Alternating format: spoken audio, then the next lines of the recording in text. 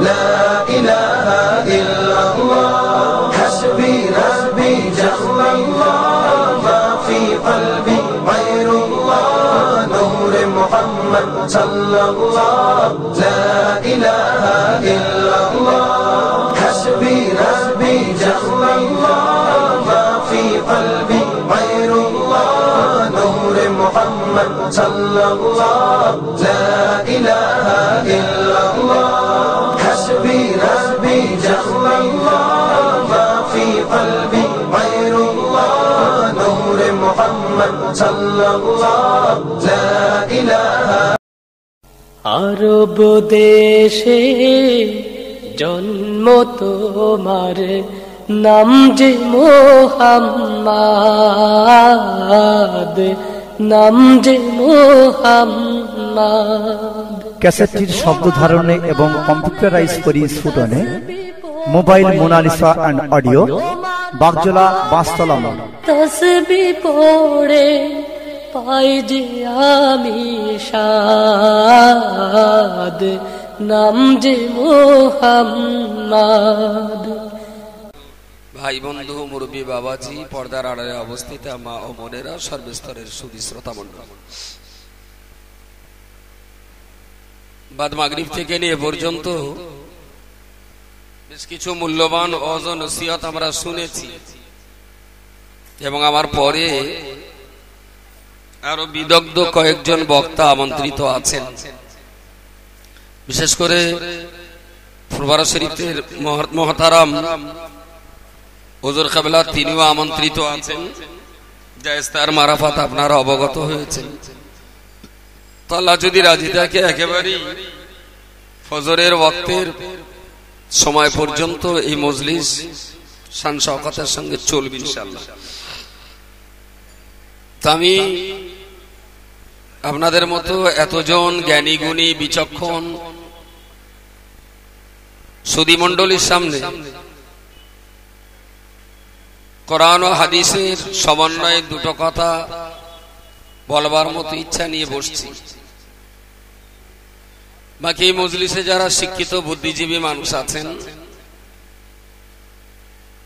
শ্রমজীবী খেটে খাওয়া ব্যবসায়ী মুটে মজুর যারা এই মাদ্রাসার খাদেম হিসাবে দ্বীন ও শরীয়তের একান্ত প্রেমিক হিসাবে যারা এসেছেন, আপনাদের সবাইকে আমি একেবারে অন্তরের অন্তঃস্থল থেকে ধন্যবাদ জানিয়ে আমি শুরু করছি আমার আলোচনা। ঘন্টাখানিক কথা বলবো ইনশাআল্লাহ, যদি আল্লাহ হায়াতে রাখেন।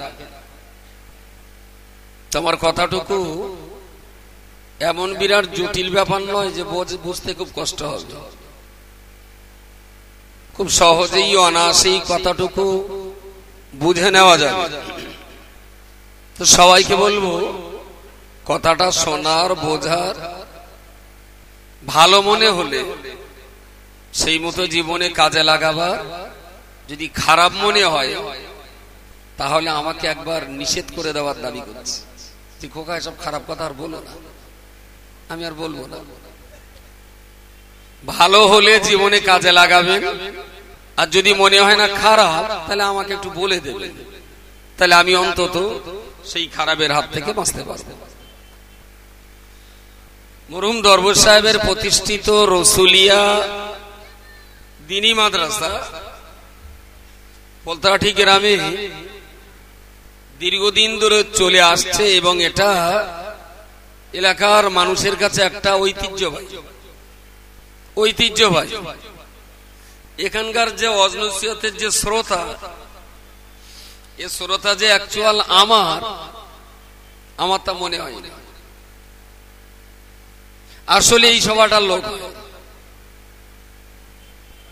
কেন জানি না, দীর্ঘদিন ধরেই জানি এই মজলিসটার প্রতি এলাকার মানুষের যথেষ্ট শ্রদ্ধা রয়েছে, ভালোবাসা রয়েছে। বিরাট নামি দামি বক্তার টানে যে মানুষ এসছে আমার তা মনে হয় না।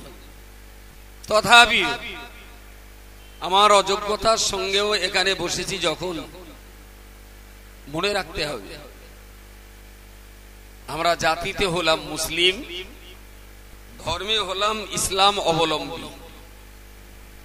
ইশতেহারে যেটা সুন্দর করে লেখা হয়েছে, তবে আজকাল শ্রোতাদের একটা দোষ আছে।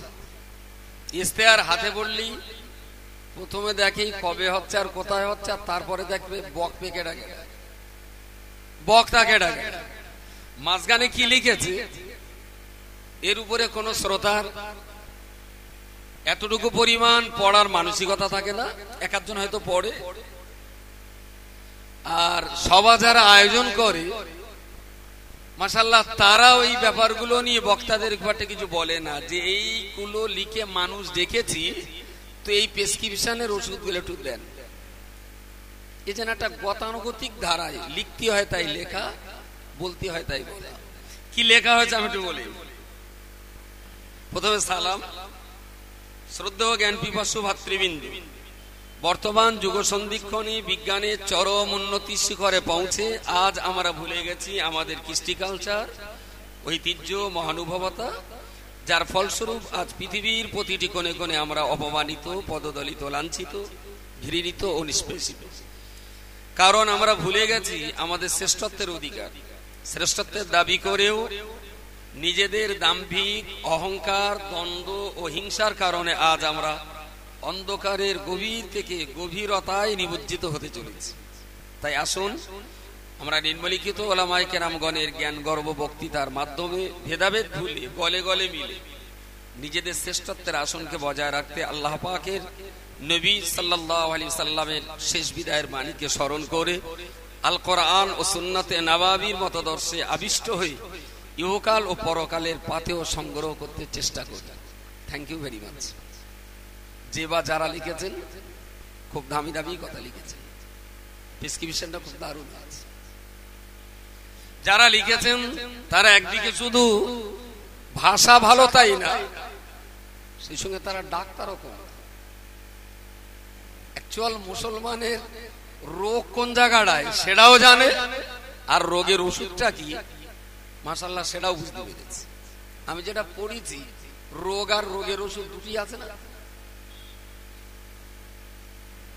তাহলে এনারা যারা লিখেছেন আলহামদুলিল্লাহ, রোগও ধরেছে আর ওষুধটাও আমাদের দিকে।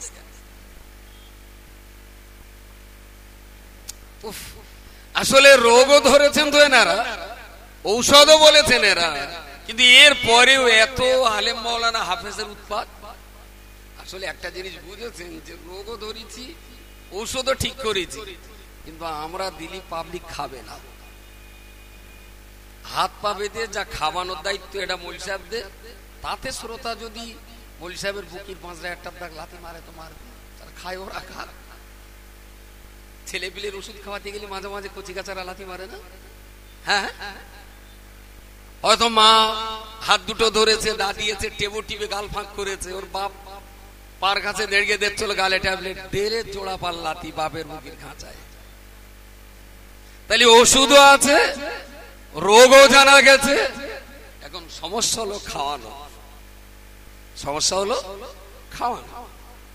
তো খুবই সরল স্বাভাবিক ভাবে আমরা জানি যে একটা বাচ্চা শিশু 6 বছর বা 5 বছর বা 3.5 বছরের বাচ্চা যার দমের কষ্ট হচ্ছে, তো ডাক্তার ওর একটা সিরাপ দিল, একটা মিক্সচার দিল, দুটো ট্যাবলেট দিল, যেগুলোর খাওয়ান আল্লাহ ভরসা করে যদি আল্লাহ রহমত হয় কমে যাবে।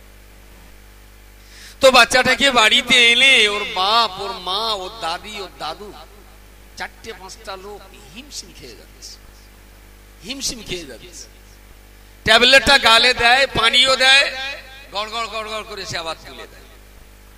ওষুধ একটু দিলে, মিক্সচার বা সিরাপ, সে তো আবার ভেতরে গেল তো বমি করে ফের দিলে তুলে, আবার সমানে 4 হাত পা ছুড়ে বাপের নাকে লাগবে কি মার থমনায় লাগবে, ওর কোনো টেনশন নেই। অ্যাকচুয়াল এই বাচ্চাটা এরা 4 জন মিলে উপকার করছে না ক্ষতি করছে? তাড়াতাড়ি বলেন। এর পরেও বাচ্চাটা লাথি মারছে কেন বলবেন? বাহ, বাচ্চাটা শুধু একটাই দোষ, ও জানে না যে ওষুধ খেলি বাপের লাভ না আমার লাভ। ওর একটাই অভাব, ওর বুঝের অভাব, ওর জ্ঞানের অভাব হলো এই জায়গাটায় যে জানে না এরা আমার 4 হাত পা বেঁধে গালে পানি দিয়ে কেন যে ওষুধটা খাওয়াচ্ছে, এর কারণ এবং নিবারণ সম্পর্কে ওই বাচ্চাটার কোন ও জানে। গালের মজা যদি অ্যালোপ্যাথি ওষুধ না হয়, হোমিওপ্যাথি যদি 4টে দানা ওর গালে দেওয়া হয় না, হাওয়া করে খেয়ে আড়ে আড়ে দেখে মা বোতলটা রিকটেস্ট করছে, ওর মা বোতল রেখে গাদি দিয়েছে, এসে দেখে বোতল নিচে পড়ে, বলে মানে ওষুধ দামু সব খেয়ে নিচ্ছি, একদম একে গালে মেরে দিচ্ছি। এর অ্যাকশন কি রিঅ্যাকশন কি এটাও জানে না। ও জানে এটা মিষ্টি, বোতল উজাড় করে খাও, ওটা তিতো, কোনো মতেই গলার নিচে নিয়ে যাওয়া যাবে না। স্বাভাবিকভাবে আমরা কি যে হোমিও ওষুধ চিকিৎসা ভালো, অ্যালোপ্যাথিও চিকিৎসা ভালো, মাশাআল্লাহ কোনোটাই খারাপ নয়। তবে হোমিওপ্যাথি যেন একটু কয়লার ইঞ্জিন বানা, তাই না? আর অ্যালোপ্যাথি যেন রকেট টাইপ, সুইচ টিপলি চাঁদে চলে যাবে। তো আজকে মানুষ অস্থির, তাড়াতাড়ি চায়, তো যার জন্য এখন মানুষ একটু বেশি অ্যালোপ্যাথি প্রিয়, তাড়াতাড়ি যাতে আমার রোগটার একটু উপশম পেতে পারি। আমি জানি কোরআন এবং শরীয়ত, ইসলাম বা প্রিয় রাসূলের মহাবাণী হাদিস শরীফ কখনোই মানব জাতির জন্য ক্ষতিকর নয়। সুবহানাল্লাহ বলে কোনদিনের জন্য। ইসলামের এমন একটা দিক নেই, কোরআনের এমন একটা সাইড নেই, প্রিয় রাসূলের বাণী হাদিস শরীফের এমন কোন মশলা নেই যে মশলাটা মানব জাতির জন্য ক্ষতিকর। প্রত্যেকটাই, প্রতিটি দিক, সে ব্যক্তি জীবন, পারিবারিক জীবন, রাষ্ট্রীয় জীবন, সামাজিক জীবন, 4 দেয়ালের আড়ালে বা 4 দেয়ালের বাইরে, জমিন থেকে নিয়ে আসমান, পুরো মানব জাতি যেখানেই থাক না কেন, কোরআন এবং হাদিস তার জন্য হলো একান্ত প্রয়োজনীয় কল্যাণকামী একটা বিধান। বলুন সকলে সুবহানাল্লাহ। কিন্তু এর পরেও মানুষ ইসলামকে খেতে চায় না, মন্তব্য করে, ইসলাম সম্পর্কে কুধারণা করে, কেউ বা মসজিদ ভাঙে, কেউ বা আবার কোরআন পড়ায়, কেউ বা প্রিয় নবীকে গালিগালাজ করে, কেউ বা রাসূলুল্লাহর সহধর্মিণী স্ত্রীদেরকে অপমানজনক কথা বলে। আসলে আপনাকে বুঝে নিতে হবে একটাই, ওষুধ খেলে যে উপকার হবে সে উপকার বোঝার মতন ক্ষমতা এই বাচ্চা শিশুদের নেই। ইসলামকে বোঝার ব্যাপারে, শরীয়তকে জানার ব্যাপারে, কোরআনুল কারীমকে বুঝবার ব্যাপারে এরা আজও নাবালক, কচি শিশু। তাই এরা ইসলাম সম্পর্কে এত বাজে মন্তব্য করে, তাই এরা ইসলামী দাওয়াই খেতে এত কষ্টবোধ করে, তাই এরা শরীয়তের মিক্সচার খেতে নিজেদেরকে এত অযোগ্য বলে মনে করে। আসলে এরা জানে না যে এই ওষুধের ক্রিয়া কতটা, এরা জানে না যে এই ওষুধ খেলে আমার লাভ কতটা।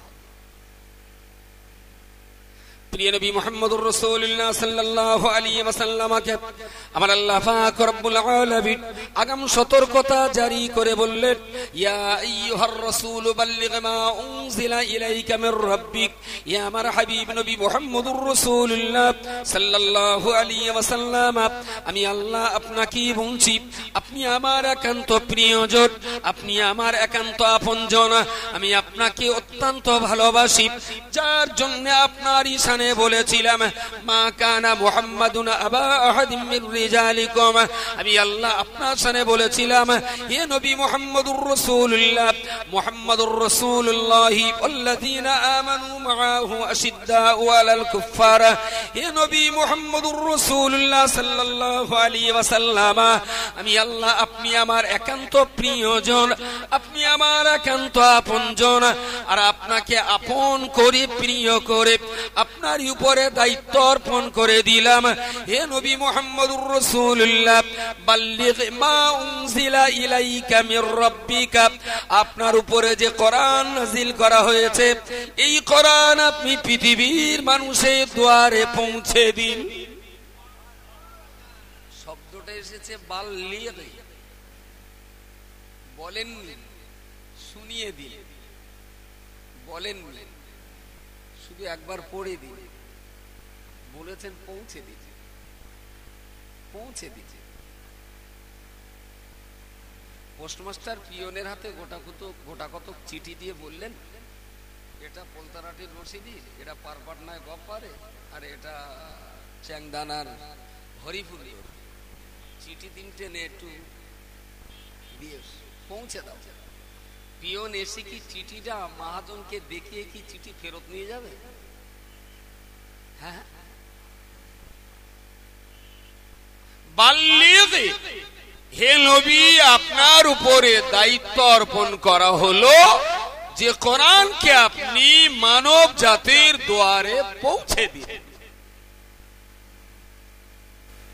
নবী মুহাম্মদ সাল্লাল্লাহু আলাইহি ওয়াসাল্লামকে আমাদের সমাজে যেরকমটা ঘটে আর কি, বাড়ি কুটুম এসছে বেলা 10টায়, 1টায় ভাত দিতে হবে, বাপ তার ছেলেকে বললো কচি শিগগিরই কোন হাটে যা, কি তাহলে সব বাজার করে দই আনা হয়, খেজুরির দই আনিস।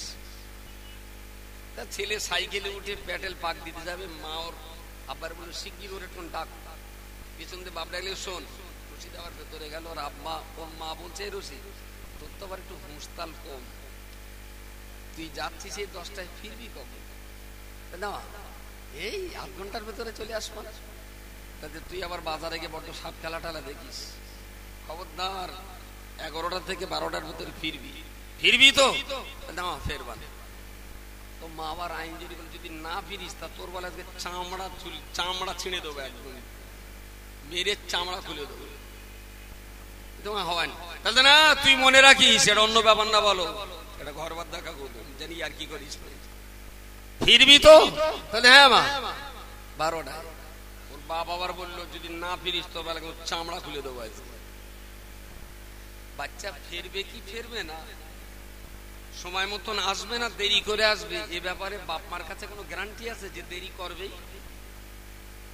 গ্যারান্টি? সঠিক সময়ে আসবে তার কোনো গ্যারান্টি? তাহলে সংশয় আছে। সময় মতো যদি আসে তাহলে চামড়া ছাড়াবার দরকার নেই, আর যদি দেরি করে আসে তাহলে চামড়া ছাড়াবার হুমকি। এ তো রশিদ, এ তো হুঁশতাল কম।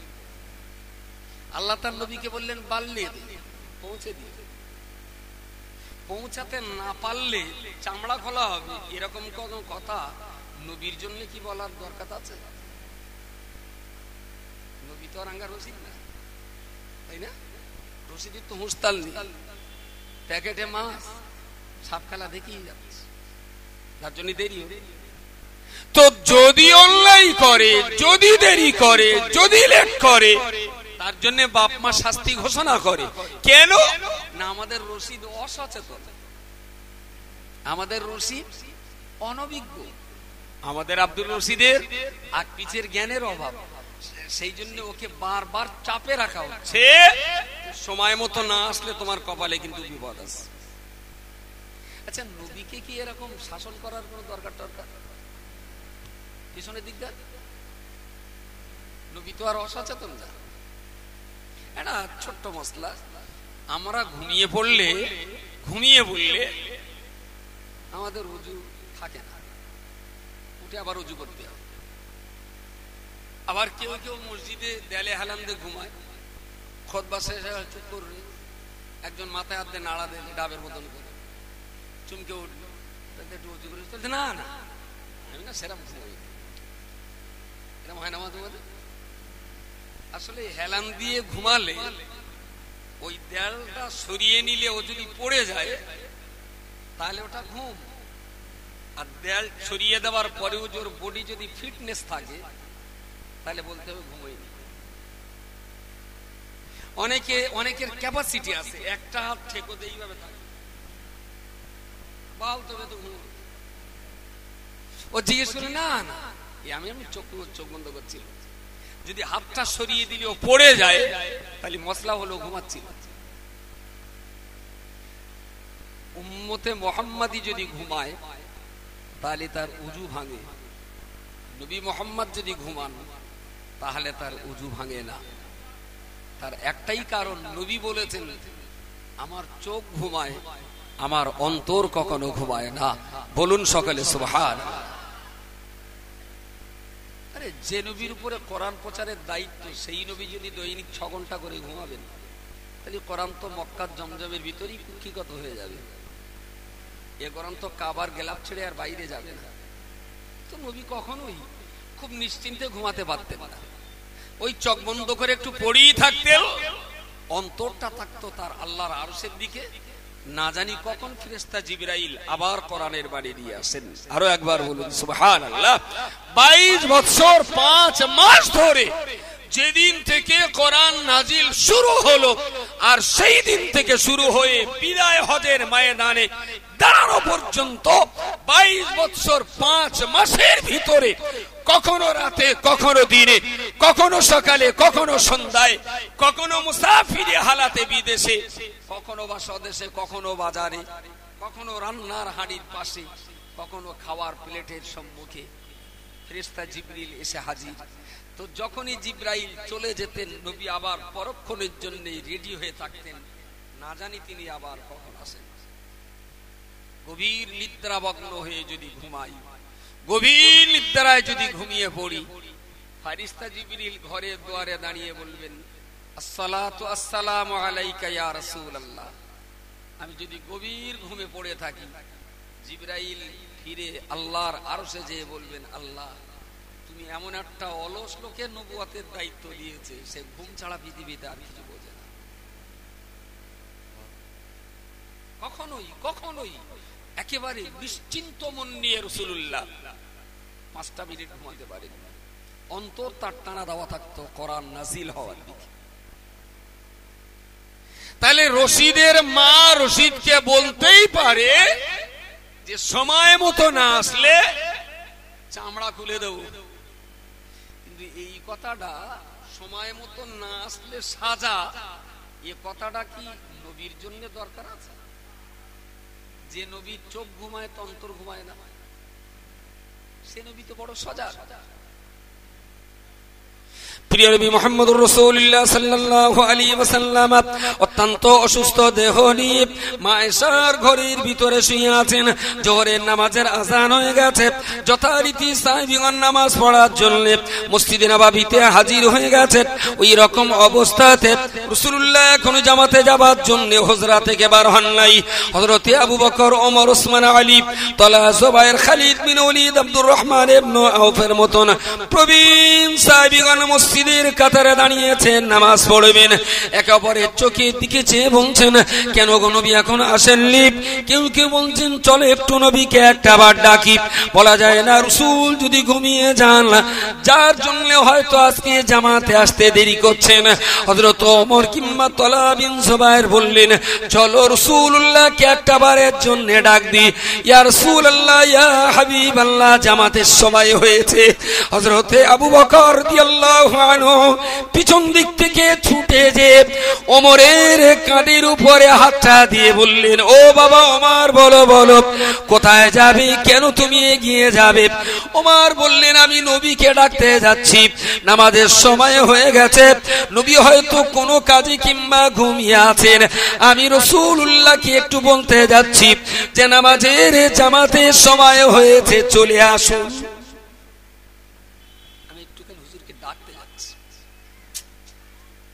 আল্লাহ নবী সাহাবী আবু বকর রাদিয়াল্লাহু আনহু ওমরকে বুকের মাঝখানে জড়িয়ে ধরে বললেন, বাবা ওমর, তুমি কি জানো না, গোটা জগতের ঘুম ভাঙানোর জন্য আমার নবী একটা দিনে ঘুমাতে পারে না। গোটা জগতের মানুষকে নামাজ পড়াবার জন্য যে নবী আমার সদা তৎপর, তাম জগৎকে কোরআন পড়াবার জন্য যে নবী আমার তৎপর, তাম পৃথিবীর ঘুম ভাঙাবার দায়িত্ব আমার আল্লাহ যে নবীর উপরে অর্পণ করে দিয়েছেন।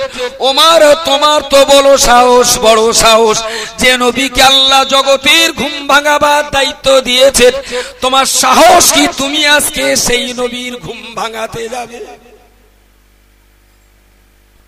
ওমর বরফের মতন থমকে দাঁড়িয়ে গেছেন। সত্যি তো, আমি তো এ কথার গভীরতা তো আগে ভাবিনি, আমি তো এতটা গভীর ভাবনা তো আগে ভাবিনি।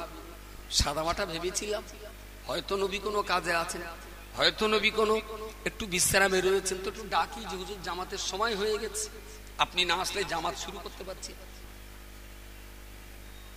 আবু বকর বললেন, ওমর তোমার সাহস ভালো, তুমি নবীকে নামাজের জন্য ডাকতে যাচ্ছ? আসলে যে নবীকে আল্লাহ গোটা জগৎকে ডাকার দায়িত্ব দিয়েছেন, তোমার সাহস কতটা তুমি সেই নবীকে নামাজের দিকে ডাকবে?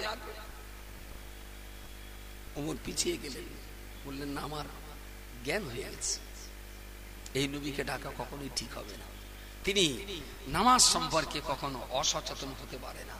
পৃথিবীর কোন কাজ আমার নবীর শানে অন্তত নামাজের কথা ভুলিয়ে দিতে পারে না। বলুন সকলে সুবহানাল্লাহ। পৃথিবীতে এমন ঘুম নেই যে ঘুম আমার নবীকে নামাজ থেকে দূরে ঠেলে দেবে। তো নবীকে নামাজের জন্য ডাকবো, এটা হতেই পারে না। কোন সাহাবী নবীকে ডাকেন না। সত্যি কি নবী ঘরে ঘুমাচ্ছিলেন? না। সত্যি কি তিনি অন্য কাজে ব্যস্ত ছিলেন? না। আসলে তিনি এত অসুস্থ হয়ে পড়েছেন, পায়ে হেঁটে মসজিদ পর্যন্ত আসার তার আর ক্ষমতা নেই। তিনি এখন জামাতে আসার ব্যাপারে শারীরিকভাবে অক্ষম হয়ে পড়েছেন। তথাপিও কোন সাহাবীর সাহস হয়নি, চলো নবীকে একবার বলি যে হুজুর জামাতের সময় হয়ে গেছে। এই কথাটা বলা নবীর শানের বড় খেলাফ। নবীকে কথা বলা যায় না, কখনো কখনো এই ফুরফুরা শরীফ বা আজমির শরীফে বা এরকম সভা সমিতিতে কিছু লোক, হুজুর নামাজ পড়বেন না? আমি হবেন, সময় আছে, আবার মিনিট দুইখানে এসে হুজুর নামাজটা পড়লি হতো না? চলো হবেন, এখন তো 12:30 বাজে, চলো ফুরফুরা থেকে বেরিয়ে শিয়াখালার দিকে পড়বেন। গাড়ি তোর নামাজটা পড়লি হতো না?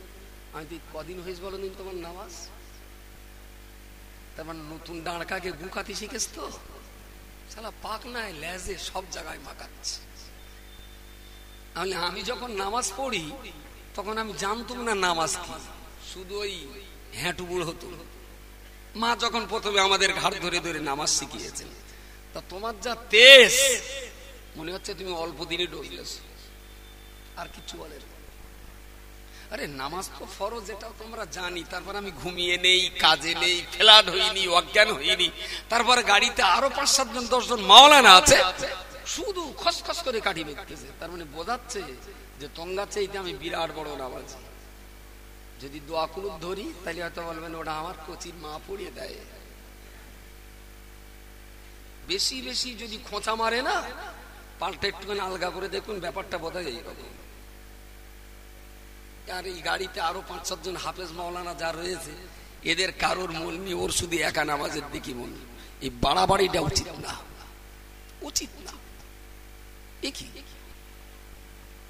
নবীকে নামাজের জন্য ডাক দেওয়াটা হযরতে আবু বকরের কাছে ছিল চূড়ান্ত বাড়াবাড়ি, যে নামাজ সম্পর্কে অন্তত নবীকে ডাকা যাবে না, কখনো ডাকা যাবে না। আরে এতে আপনার তায়েফে যখন হযরতে রাসূলুল্লাহ সাহাবী আনাস ছিলেন না যায়েদ ছিলেন, যায়েদ সঙ্গে ছিলেন, তো গোটা দেহ রক্তাক্ত, মাঝে মাঝে ঘাঁটি ভেঙে পড়ছেন অতিরিক্ত রক্তক্ষরণের কারণে। প্রিয় রাসূলের দেহ মাঝে মাঝে নিস্তেজ হয়ে যাচ্ছে। রাসূলের সঙ্গী খাদেম প্রিয় নবীকে দুহাতে করে আড়কলাই করে ছুটে ছুটে একটা খাজুর বাগানের, আঙ্গুরের বাগানের একটা গহীন কোণে যে প্রিয় রাসূলকে রেখে দিলেন। আমি তায়েফের সেই আঙ্গুর বাগানে গিয়েছি, কিন্তু খুব খোঁজার চেষ্টা করেছি, কেউ সন্ধান দেয়নি যে ঠিক কোন জায়গাটায় হুজুরের খাদেম হুজুরকে নিয়ে বসেছিলেন। ওই বাগানের একজন মালি ছিলেন, যিনি খাজুর আঙ্গুরের বাগান দেখাশোনা করতেন। তার নাম ছিল আলিফ লাম তে শিন, আত্তাস। তো ইনাকে নিয়ে, হুজুরকে নিয়ে সাহাবী যায়েদ রাসূলুল্লাহর দেহটা নিচের অংশটা মাটিতে দিয়ে কোমর থেকে উপরের অংশটা নিচের বুকের উপরে নিয়ে, তার মানে একটা দেয়ালের মতো করে নবীকে নিজের বুকের উপরে হেলান দিয়ে রেখেছে। দেখছেন কখনো কখনো হুজুরের জ্ঞান ফিরছে, কখনো কখনো যেন তিনি অজ্ঞান হয়ে উঠছেন।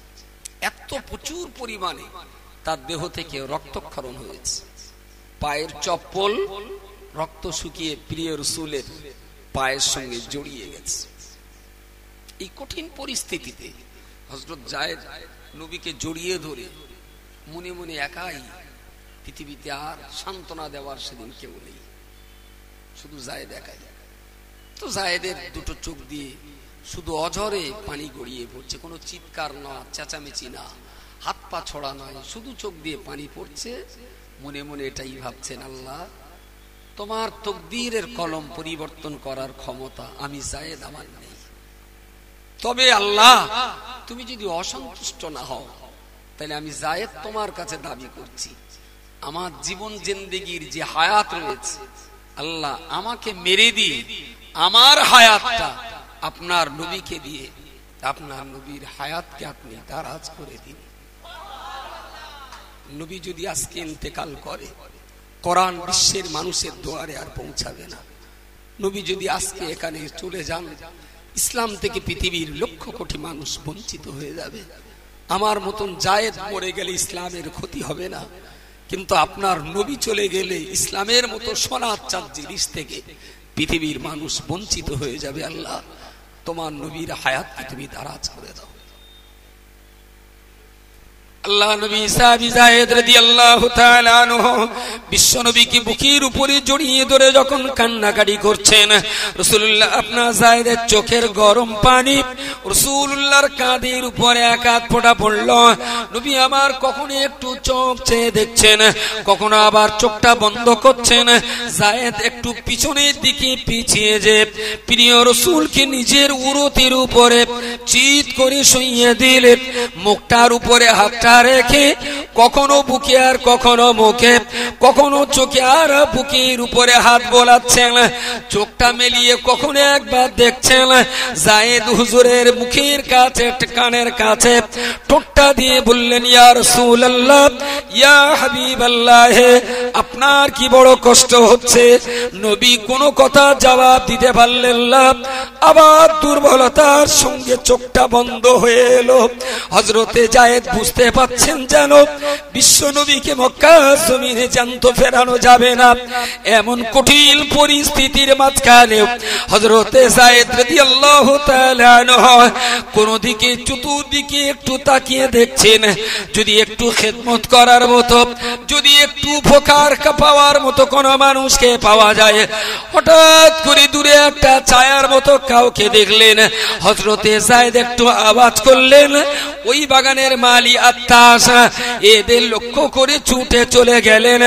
দেখলেন রাসূলুল্লাহর রক্তমাখা দেহ, দেখলেন যায়েদের খিদমত আর পরিষেবার ব্যবস্থা। আত্তাস পৌঁছে যে লক্ষ্য করে দেখলেন, অত্যন্ত কষ্ট পেলেন। জিজ্ঞেস করলেন, তোমাদের বাড়ি কোথায়? বললেন, আমাদের বাড়ি মক্কা শহরে। বললেন, তোমার নাম কি? বললেন, আমার নাম তো যায়েদ। বললেন, যে মানুষটা আক্রান্ত হয়েছে এই মানুষটার নাম কি? লোকটা যায়েদ বললেন, এনার নাম তো মুহাম্মদ ইবনে আব্দুল্লাহ। আত্তাস আর বিলম্ব করলো না, মূর্তির ভিতরে তার বাগানে চলে গেল। বাগানের বিভিন্ন জায়গায় ছুটে ছুটে শুকনো আঙুর গুলো, ভালো আপনার পাকা আঙুর পেড়ে পেড়ে হাত দিয়ে চটকে চটকে ওই আঙুরের রস একটা কাঠের পাত্রে করে এনে বিশ্ব নবীর সামনে বসে আত্তাস বলল, ও আব্দুল্লাহর বেটা মুহাম্মদ, আমি বুঝতে পেরেছি, আমি পূর্ব জামানার তাওরাত জবুর কিতাবে শুনেছিলাম শেষ জামানার নবী মুহাম্মদুর রাসূলুল্লাহ মক্কায় তিনি জন্ম নেবেন, এই তায়েফের মাটিতে কোরআন প্রচার করতে আসবেন। তায়েফের জনগণ তাকে রক্তাক্ত করে পাথর মারবে, তিনি একটা আঙ্গুরের বাগানে আশ্রয় নেবেন। আমি তাস, আমার কপাল ভালো, আমি আত্তাস, আমি সৌভাগ্যশীল। নিশ্চয়ই আমার আল্লাহ তোমার মতো নবীকে আমার কাছে পাঠিয়ে দিয়েছেন। ইয়া রাসূলুল্লাহ, আমার হাতের একটা চামচ রস কি আপনি খাবেন? নবী আমার কোনো কথা বলতে পারেন না, আঙুরের রসটা পাশে রেখে দেওয়া হলো। কিছুক্ষণ পরে আবার নবী চোখটা ফিরলেন, যায়েদ রাসূলুল্লাহর কানের কাছে মুখ দিয়ে বললেন, ইয়া রাসূলুল্লাহ, আপনার বড় কষ্ট হয়। নবী হাত ইশারা করে একটু বললেন, না না, আমার যেন অতটা কষ্ট নয়। ইশারা করে ডাকলেন, যায়েদ কানটা নবীর ঠোঁটের কাছে লাগিয়ে দিলেন। নবী আমার বিড়বিড় করে বললেন, ও বাবা যায়েদ, বলো বলো, যেন অন্ধকার বলে মনে হচ্ছে, সূর্য কি ডুবে গেছে? যায়েদ বললেন, না হুজুর, এখনো বেলা ডুবিনি, সূর্য ডুবিনি, আমরা ফাঁকায় ছিলাম, আলোক উজ্জ্বল মনে হচ্ছিল, এখন আমার একটা আঙুরের বাগানের ভিতরে এসেছি ইয়া রাসূলুল্লাহ, তাই অন্ধকার মনে হচ্ছে, এখনো সূর্য ডুবে যায়নি। রাসূলুল্লাহ যায়েদকে বললেন, বাবা যায়েদ, আমাকে একটুখানি ধরে বসিয়ে দাও, মাটিতে হাত ঘষে ঘষে তুমি আমার তায়াম্মুমের ব্যবস্থা করে দাও। যায়েদ, আমার তো এখনো নামাজ পড়া হয়নি, আমার আসরের নামাজ পড়া হয়নি বাবা যায়েদ। নবী বললেন, ইয়া রাসূলুল্লাহ, এখনো তো আপনি অসুস্থ অবস্থাতেই রয়েছেন, দেহের বিভিন্ন জায়গা দিয়ে রক্ত ঝরছে, আপনি একটু বিশ্রাম করে নিন, পরে পড়বেন। নবী যায়েদকে বললেন, বাবা যায়েদ, কাফেরের পাথরের আঘাত খেয়ে খেয়ে আমি রাসূল, আমার দেহে যতটা কষ্ট হয়, সময় মতো যদি নামাজ না পড়তে পারি, কাফেরদের পাথরের আঘাতে যত না কষ্ট হয়, নামাজ কাদা করলে পরে আমি মুহাম্মাদের অন্তরে তার চেয়ে বেশি কষ্ট হবে। এই যদি হয় মুহাম্মাদের নামাজ, তাহলে হযরত ওমরের সাহস কি সেই মুহাম্মাদকে নামাজের জন্য সতর্ক করবেন সাল্লাল্লাহু আলাইহি ওয়াসাল্লাম। আবু বকর বললেন, দেখো না, নবী নামাজের ব্যাপারে সজাগ সতর্ক। গোটা দেহে রক্তমাখা অবস্থাতেই হযরত যায়েদ রাসূলুল্লাহকে মাটিতে হাত মেরে মেরে তায়াম্মুম করে দিলেন। সেই অবস্থায় বসে বসে ইশারা করে করে আসরের নামাজ পড়েছেন। বলুন সকলে সুবহানাল্লাহ। আমরা কোথায়?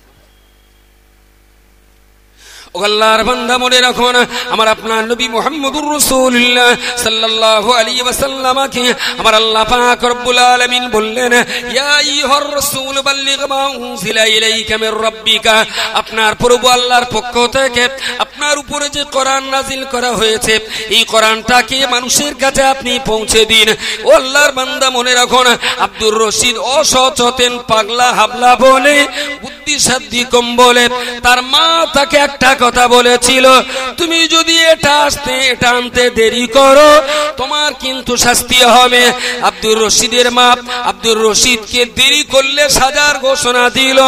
যদিও আমার নবী সজাগ এবং সচেতন, যদিও আমার নবী বড় সজাগ, বড় সচেতন, এরপরেও কিন্তু আমার আল্লাহ আমার নবীকে চাপটা কম দেন নাই। ইয়া রাসূলুল্লাহ, ইয়া হাবিবাল্লাহ, যে কোরআন আপনাকে দিয়ে দিলাম, বাল্লিগ মানুষের কাছে আপনি পৌঁছে দিন। ওয়া ইল্লাম তাফআল, এই কোরআন যদি আপনি পৌঁছাতে না পারেন, ফামা বাল্লাগাতা রিসালাতা, তাহলে আপনি কিন্তু দায়িত্ব পালন করলেন না। আমরা ভাবছিলাম রশিদের বুদ্ধিসাধ্য কম, সেই জন্য ওর মা চাপে রেখেছিল, সময় না আসলে কিন্তু পিঠির চামড়া খুলে দেব।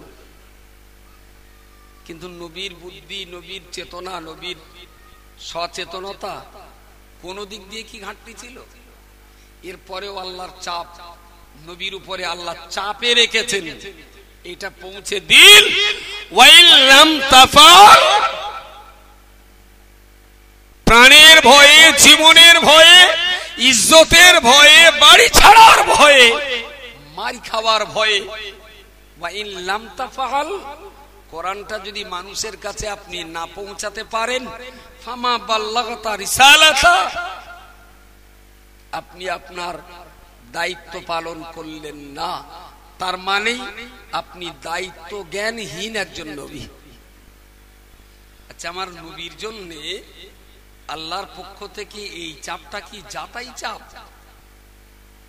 কত মারাত্মক চাপে রেখেছেন আল্লাহ তার নবীকে। এটা তার মানে পাল্টা চাপে রাখা মানেই জীবনের শেষ রক্তের ফোঁটা দিয়ে আল্লাহর কোরআনকে মানুষের কাছে আপনাকে পৌঁছাতেই হবে। তাতে জীবন থাকবে কি যাবে এই চিন্তাটা আপনার না। আল্লাহর বান্দা মনে রাখুন, নবী মুহাম্মদুর রাসূলুল্লাহ সাল্লাল্লাহু আলাইহি ওয়াসাল্লাম যে কঠিন পরিস্থিতির মাঝখানে আল্লাহ পাকের কোরআন জনগণের সামনে তুলে ধরলেন। সেদিন তো কোরআন পড়তে গেলে, কোরআন শোনাতে গেলে মানুষ পাথর মারত, কোরআন শোনাতে গেলে মানুষ গলায় ফাঁস লাগিয়ে বিশ্ব নবীকে হত্যা ষড়যন্ত্র করত, কোরআন শোনাতে গেলে রাসূলুল্লাহর মাথায় পচা ভুঁড়ি চাপিয়ে দিত। এই কোরআন শোনাবার কারণে তাইফের মাটিতে পাথর মেরে মেরে রক্তাক্ত করা হলো। এই কোরআন প্রচার করবার কারণে উহুদের ময়দানে রাসূলুল্লাহ দাঁত শহীদ করতে হলো। এই কোরআনকে মানুষের কাছে পৌঁছে দেবার কারণে বিশ্ব নবীকে মাতৃভূমি ত্যাগ করে মদিনার জমিনে আসতে হলো। কিন্তু আল্লাহর নির্দেশ এক জাররা পরিমাণ কি নবী কোনদিন অলসতা করেছেন? না, কখনো করেন। বিদায় হজের মাটিতে রাসূলুল্লাহ 1,20,000-এর মতো সাহাবীর মাঝখানে দাঁড়িয়ে অশ্রুসিক্ত নয়নে বলেছিলেন, আমি নবী হিসেবে দায়িত্ব পালন করতে পেরেছি কিংবা পারিনি, হাসরের মাঠে আল্লাহ আমাকে জিজ্ঞেস করবেন। হাসিবু ক্বাবলা আন তুহাসিবু, হযরত ওমর বলেছেন, হাসিবু ক্বাবলা আন তুহাসিবু। আল্লাহ নবীর প্রিয় সাহাবী হযরত ওমর রাদিয়াল্লাহু তাআলা আনহু বলেন, হাসিবু হাসিবু হাসিবু। হে আমার প্রিয় ঈমানদার ভাই ও বোনেরা, হে রাসূলুল্লাহর প্রিয় সাহাবীগণ, নবী আজ দুনিয়া ছেড়ে চলে গেছেন, আবু বকর দুনিয়া ছেড়ে বিদায় হয়েছেন, আমি ওমরের মতো অযোগ্য নাদানকে মক্কার মানুষেরা, মদিনার মানুষেরা আমায় খলিফা বানিয়েছেন।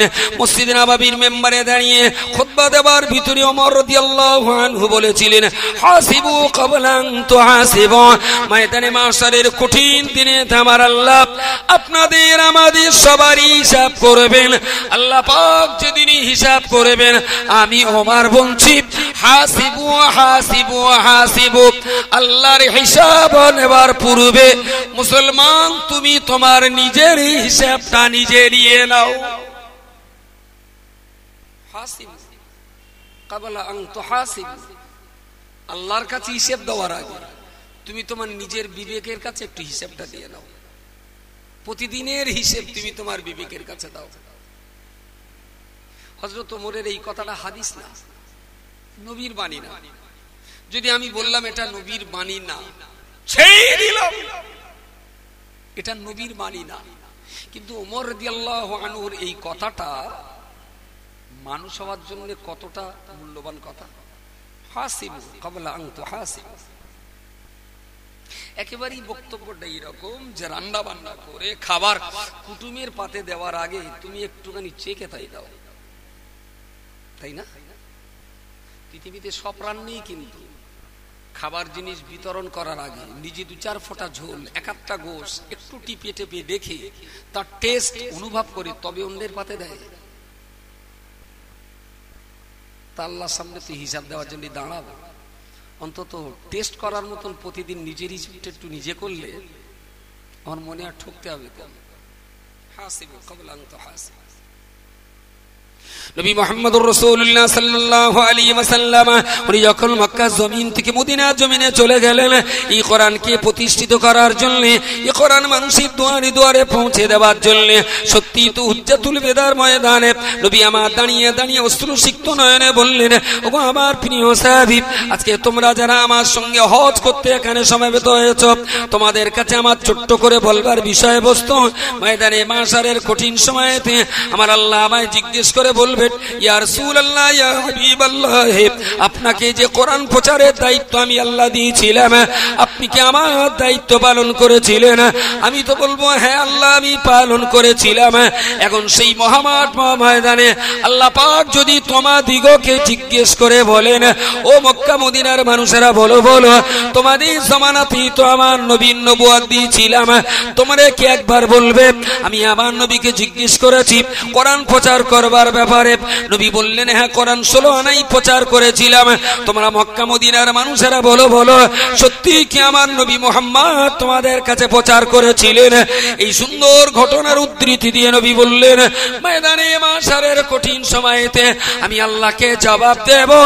আমার জবাবের ব্যাপারে আল্লাহ পাক যদি তোমাদেরকে সাক্ষী দেওয়ার জন্য ডাক দেয়, মক্কা মদিনার মানুষ তোমরা সাক্ষী দিয়ে বলো আমার নবী কি সত্য বলেছেন। যদি সেই দিন আল্লাহ তোমাদের সাক্ষী দিতে বলেন, সেই দিন তোমরা আল্লাহর সামনে যে সাক্ষী দেবে, আজকে কি একটা বারের জন্য তোমাদের সেই সাক্ষীর আওয়াজটা আমাকে শোনাবে। হাসিবু ক্বাবলা আন তুহাসিবু, আমার সামনে একটু বলো না। আল্লাহ যদি সেই দিন তোমাদের জিজ্ঞেস করে, তোমাদের জিজ্ঞেস করে, যেমন মোহাম্মদ তো বলেছে ধর্ম প্রচার করেছিলেন, ইসলামের খেদমত কোরআনের প্রচার করেছিলেন, মোহাম্মদ কি ঠিক বলেছে? তোমাদের যদি আল্লাহ সাক্ষী নেয় তোমরা কি বলবে? সেই দিনেতে যেটা বলবে আজকে আমাকে একটু সেটা শোনাবে। 1,20,000 কণ্ঠের মানুষেরা, 1,20,000 মানুষের গলার আওয়াজ আল্লাহু আকবার বলে চিৎকার করে তারা বললেন, আশহাদু আল্লা ইলাহা ইল্লাল্লাহ ওয়াহদাহু লা শারীকা লাহু, আমরা সাক্ষী দিয়ে বলছি এক আল্লাহ ছাড়া দ্বিতীয় কোনো মাবুদ নাই। আমি আরো সাক্ষ্য দিয়ে বলছি আমার আল্লাহর কোনো শরীক নাই, আমার আল্লাহর কোনো পার্টনার নাই। ওয়া আশহাদু আন্না মুহাম্মাদান আবদুহু ওয়া রাসূলুহু, আমি সাক্ষ্য দিয়ে বলছি আল্লাহর নবী মুহাম্মদুর রাসূলুল্লাহ সাল্লাল্লাহু আলাইহি ওয়াসাল্লাম আমার আল্লাহ পাকের বান্দা এবং রাসূল। ইয়া রাসূলুল্লাহ, ইয়া হাবিবাল্লাহ, ময়দানে মাশারের কঠিন সময়তে আল্লাহ পাক যদি আমাদিগকে জিজ্ঞেস করেন, আপনার ব্যাপারে যদি জিজ্ঞেস করেন, আমরা 1,20,000 মানুষ চিৎকার করে আল্লাহর কাছে সাক্ষী দিয়ে বলবো, ও আল্লাহ পাক রব্বুল আলামিন আপনার নবীকে যে দায়িত্ব দিয়ে জগতে মাটিতে পাঠিয়েছিলেন, সত্য সত্যই আপনার নবী আপনার দেওয়া সমস্ত দায়িত্ব 16 আনাই পালন করেছিলেন। একটু জোরে বলবেন সুবহানাল্লাহ। আপনার নবী 16 আনাই পালন করেছিলেন। নবী একটু কাঁদলেন।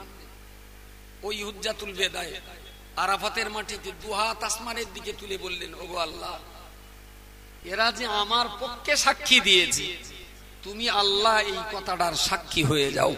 আরো একবার বলুন সুবহানাল্লাহ। রাসূলুল্লাহর বিচার সম্পর্কে একদম ভয় ছিল না বলেন? আল্লাহর বিচার সম্পর্কে নবীর কোনো মনে কোনো ভয়টা ছিল না বলেন? ভয়? নবী হয়ে সৃষ্টি জগতের সেরা নেয়ামত হয়েও মানুষের কাছে স্বীকারোক্তি দিচ্ছেন যে হাসরের মাঠে আমার বিরুদ্ধে তোমাদের সাক্ষী যাবে না। তো বললেন, না ইয়া রাসূলুল্লাহ, আপনি তো 16 আনাই কাজ করেছেন, আমরা এই সাক্ষী দেব আল্লাহর কাছে। লক্ষ জনগণ যখন নবীর পক্ষে সাক্ষী দিলেন, আসমানের দিকে হাত তুলে নবী বলেছিলেন, ওগো আল্লাহ, এদের সাক্ষী যে আমার পক্ষে আছে আল্লাহ, তুমি এদের এই সাক্ষীর কথার সাক্ষ্য হয়ে যাও। আরো একবার বলুন সুবহানাল্লাহ। প্রিয় রাসূল সাল্লাল্লাহু আলাইহি ওয়াসাল্লামের কঠিন চ্যালেঞ্জের মোকাবেলা করে কোরআনটাকে পৃথিবীর মানুষের কাছে পৌঁছালেন। আমার তো মনে হয় কোরআনের আয়াত লেখা আমার কাছেও যায়, আবার ওই বিভিন্ন আলেম হাফিজ মাওলানাদের কাছে যান অনেকে, যে আমার কচি পরীক্ষা দেবে, তা একটু লিখে দিলাম ইকরা বিসমি রাব্বিকাল্লাযী খালাক খালাকাল ইনসানা মিন আলাক, ডুমিরে টুমিরাটা বেরালে করে দিয়ে দিলাম যে কচির মাথায় দাও। গেল এটা কচি এসে বললাম আমার কচি না হুজুর বিরাট কাঁদা কাঁদা, একটু তাবিজ দেবেন, আমি দিয়ে দিলাম। কোরআনের একটা ছোট্ট আয়াত, ফালিয়াদাহু কালিলাম ওয়া লিয়াবকু কাসীরা, 2-3 লিখে দিল। এটা মাস্টার্স করে একটা জাপানি বেরালে করতে বলবো, এটা কচির গলায় দাও, কোরআনের আয়াত। একজন এসে বললো, হুজুর আমার সংসারে না টানাটানি যাচ্ছে না, খাওয়া দাওয়ার বিরাট কষ্ট। তা আমি দাও কাগজ কলম, লিখে দিলাম ইন্নাল্লাহ ইয়ারযুকু মান ইয়াশাউ বিগাইরি হিসাব, বেরালে ভর্তি করে দিলাম, এটা কোমরে রেখে দাও। আচ্ছা, যত লোকের গলায়, কোমরে, হাতে, মাথায়, আর কোন জায়গায় দেয়? মাথায় দেয় না মাঝে মাঝে? মাথায় দেয়, গলায় দেয়, হাতে দেয়, কোমরে দেয়, আর কোথায় দেয়? দেহের ভেতর, বালিশ চালে দেয়, চুলোর ভেতর দেয়, ওসব আমি জানি। বডিতে কোথায় কোথায় দেয়? এই 4 জায়গায় বলে। অন্তত তাবিজ কোমরের নিচে আর কোনো জায়গায় দেয় না, যেহেতু কোরআনের আয়াত। কোমরের নিচে কোনো জায়গায় দেবে না। তাহলে কোমরে আছে, গলায় আছে, হাতে আছে, মাথায় আছে। বলা যেতে পারে গড়পড়তায় 1টা, 2টো, 3টে, 4টে, 5টা, তাই না? আচ্ছা, পশ্চিমবাংলার মুসলমান, সব মুসলমান কটা ন্যাংটো করে এক এক করে দেখা হবে। যত মুসলমানের গলায় কোরআনের আয়াত আছে, তত মুসলমানের ভেতরে কি কোরআনের আয়াত আছে?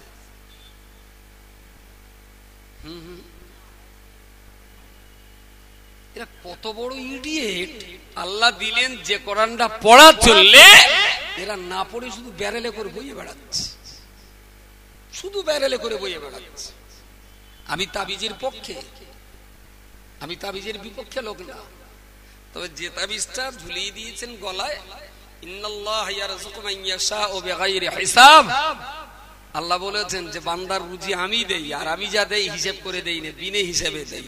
ওর সংসারে খাবার টানাটানি যাচ্ছে, তা আমি রুজির আয়াতটা লিখে দিলাম গলায়, এখানে তাবিজটা ঝুলতেছে। মালিক কইছে তোর গলায় কি রে ওটা? তাই তো এটা তাবিজ। আমি কেডা দেছে? তাহলে মুফতি সাহেব দেছে। মুফতি সাহেবদের যখন নিশ্চয়ই জেরক্স করা মাল না, হাতেই দেছে, হাতে লেখা। তা তোর একটু দেবি, আমি একটু খুলি। ভাই খোদার কে, মুফতি সাহেবের কাছে অনেকদিন হেঁটে হেঁটে একটু দেশ, আমি খুলতে দেবো না। আমি সে লোকটা আমার ভাই, আমি আবার একটা লিখে তোর দেবা, একটু খুলি। তো ধরে মেয়েদে মোমটা সরিয়ে দে, সন্ন্যাদের টেনে বের করলো, বুঝলে, খুলে খুলে খুলে খুলে দেখলাম কোরআনের আয়াত লেখা আছে সুন্দর করে। আমি বলছি একটু পড় দিন। মুফতি সাহেবের যে লেখা তুই বই বেড়া একটু পড়। হ্যাঁ, এখন দাঁতকে দিয়ে বলতে আমার মা না ভর্তি পারে, দাঁত মুখ কেলিয়ে হইলে আমার মা ভর্তি পারে।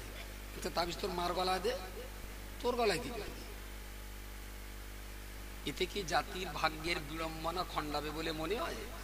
এ জাতির সারা জীবনে ব্যারেল বইয়েই বেড়াতি আমি তোরা, ওই ব্যারেল তোরা বইয়েই বেড়া। ব্যারেলের ভিতরে কি মধু আছে জীবনে যেন গালে দিস নে। তোর কপালে ঝেঁটা ইমলি লেগেছে, ওই জন্যই লেগেছে। প্রচন্ড কাশি, বিরাট কাশি, পেশাব বাথরুমিতে কাশি, শুয়ে কাশি, বসে কাশি, হেঁটে কাশি, চলে কাশি, খাতি কাশি, ঘুমিয়েও কাশি। ডাক্তারের কাছে তো ডাক্তার দেখে শুনে খুব বুঝে সুঝে বুক টুক পাশা পেট কপাল সব দেখে টেকে খুব দামি একটা সিরাপ দিয়েছে, একটা দামি বোতল, 785 টাকা দাম এক বোতল সিরাপ। তো বাড়ি এনে ডাক্তার ওর গায়ে লিখে দিয়েছে, সকাল দুপুর সন্ধ্যে 1 ডালা করে খাওয়ার পরে, আর ওষুধটা খেয়ে যেন 2 ঘন্টা পানি খাওয়া না। বাড়ি এসে ওর বউ বলতে একটু কেটে সিবিটা কেটে একটু খাও। কি সুন্দর দেখাচ্ছে দেখতে, এই জিনিস কাটে। আর যখন কাশি হচ্ছে একবার করে বোতলটা নে। বউ বলতে ও মিনসে তা গেল, তাহলে বোতলটা কি সুন্দর বল দিন। 1000 কাশি হলে 1500 বার যদি বোতলের পাশায় চুমু খায়, ওতে গলার কিছু এসে যাবে? আমারে ফোন করে বলতে হুজুর, হ্যাঁ বউ না, সে ঘর ঝাড় দিদিকে বারান্দার থেকে একটা কোরআন শরীফ পড়িয়ে গেছে হুজুর, কি হবে বলো দিন। তোর ঘরে কোরআন সানসেটতে পড়িয়ে গেছে, আমি টান মেরে পাট বাগানে অলে ফেলিয়ে দে। তাহলে হুজুর গোনা হবে। আমি গোনা যায় আমার হবে, তুই ফেলিয়ে দে কোরআন শরীফ, তুই বাড়ি রাখতে যাচ্ছিস কি জন্য? তাহলে না, আঙ্গা বউ বলতে হলো যদি কোনো পাপটা হয়, তা শুনতুলুম নাকি এই কোরআন শরীফের ওজনে চাল দিতে হবে। তোর কেডা ফতোয়া দিয়েছে? তাহলে তো কেডা কার কাছে শুনে জাঙ্গা বউ সেই তেরম বলতো। তাহলে দেখ চাল টাল কিচ্ছু দিতে হবে না, তুই কোরআন শরীফ পড়তে পারিস? তাহলে আমি পারি না, আঙ্গা বউ পারে। তাহলে শয়তান, তা তুই কোরআনের উপরে পাদে একটু দাঁড়া দিন দেখি। তাহলে তো হুজুর কোরআনে পাদে দাঁড়ানো যায়? তোর বউ পড়ন পারে আর তুই তার ঘাড়ে পা দিস কি করে? এই শয়তান, তোর লজ্জা করে না? ছোট লোকের জাত বল, কিচ্ছু বলে না। আমি তোর গাও ফতোয়া নিতে হবে না, সারা জীবন কোরআন খুলে দেখার টাইম নেই, হাতে পড়ে গেছে তা কোরআনের এপি টপি চুমু খেয়ে নেন্দে নেন্দে একাকার করে দিচ্ছে। সুমন্দি সিরাপের বোতলে চুমু দিলি কাছে কমে না, খুলে পড়তে হয়। কোরআন তোমার চুমু খাওয়ার জন্য আসেনি, কোরআন এসেছে যে তাবিজটা গলায় ঝুলিয়েছ ওই তাবিজটা এখানে না রেখে একটু গর্ত করে 1.5 ইঞ্চি ভিতরে দিতে পারলেই মুসলমানের কপাল খুলে যাবে। বাইরে ঝোলাতে হবে না, একদম ঝুলতেছে ঠিক জায়গা মতো, এখান থেকে একটু ফাঁক করে 1.5 ইঞ্চি ভিতরে দিলেই মুসলমানের তকদির খুলে যাবে। কিন্তু যত চিৎকার করি, যত চেঁচামেচি করি, যত হাউমাউ করি আর যত যাই করি, এরা তাবিজ গলায় দেবে কিন্তু কোরআন পড়বে না। দুটো তো বাচ্চা ছেলে কোরআন মুখস্থ করেছে, তাকবীরও দিয়েছি, জিন্দাবাদও বলেছি, আলহামদুলিল্লাহ। কিন্তু আমার কি একটু শখ হয় না যে ওরা তো 114টা সূরা মুখস্থ করেছে, আমি মিনিমাম 4টে অন্তত মুখস্থ করে তাই মরবো, 4টে অন্তত মুখস্থ করে তাই মরবো। সেই টেনশন, সেই মানসিকতা, সেই উৎসাহ, সেই উদ্দীপনা আজকের মুসলমানদের ভিতরে বড় অভাব, খুব অভাব বোধ করছে। আল্লাহর বান্দা মনে রাখুন, আল্লাহর নবী মুহাম্মদুর রাসূলুল্লাহ সাল্লাল্লাহু আলাইহি ওয়াসাল্লাম এই কোরআনের জন্য কি কষ্ট তিনি বরদাস্ত করে নিলেন, এই কোরআনটাকে মানুষের কাছে পৌঁছে দেওয়ার জন্য কি অসাধ্য সাধন তিনি করেছেন। আর একটা দুটো তিনটে বছর নয়, আমার পিছনে 1400 বছর চলে যাবেন। এই কোরআনের জন্য কত আলেমের জীবন দিতে হলো, এই কোরআনের জন্য কত সাহাবীর জীবন দিতে হলো, এই কোরআনের জন্য কত পীর মাশাইখের জীবন চলে গেল, এই কোরআনের জন্য কত মুহাদ্দিস আর মুফাসসিরিনের জীবন চলে গেল। অবশ্যই করে মনে রাখুন, আল্লাহর কোরআন কিন্তু বিজয়ের পতাকা নিয়ে আপনার কাছে আসেনি, আল্লাহর কোরআন আপনার দুয়ারে এসেছে। এই পন্তরাটির গ্রাম পর্যন্ত আল্লাহর কোরআন যে আল্লাহ পৌঁছে দিয়েছেন, এর পিছনে বিজয়ের পতাকা নয়। আপনি লক্ষ্য করলে দেখতে পাবেন খাজা মাইনুদ্দিন চিশতির অবদান, ওলিউল্লাহ মুহাদ্দিস দেহলভীর অবদান, মুজাদ্দিদ আল ফেসানি রহমাতুল্লাহ আলাইহির অবদান, খাজা বাকি বিল্লাহ রহমাতুল্লাহ আলাইহির অবদান, শাহ সুফি আব্দুল মোমেনের অবদান, পুরপুরার পীর আবু বকর রাদিয়াল্লাহু রহমাতুল্লাহ আলাইহির অবদান, বসিরহাটের বড় মাওলানা রুহুল আমিনের অবদান, বড় পীর আব্দুল কাদের জিলানী রহমাতুল্লাহ আলাইহির অবদান, ও বান্দা জারুল্লাহ জামাখশরীর অবদান, সৈয়দ বাহাউদ্দিন নকশবন্দি রহমাতুল্লাহ আলাইহির অবদান, ইমাম জালালউদ্দিন সিউতি রহমাতুল্লাহ আলাইহির অবদান, মুজাদ্দিদ আল ফেসানি রহমাতুল্লাহ আলাইহির অবদান, শাহ আহমদ সারাহান্দি রহমাতুল্লাহ আলাইহির অবদান।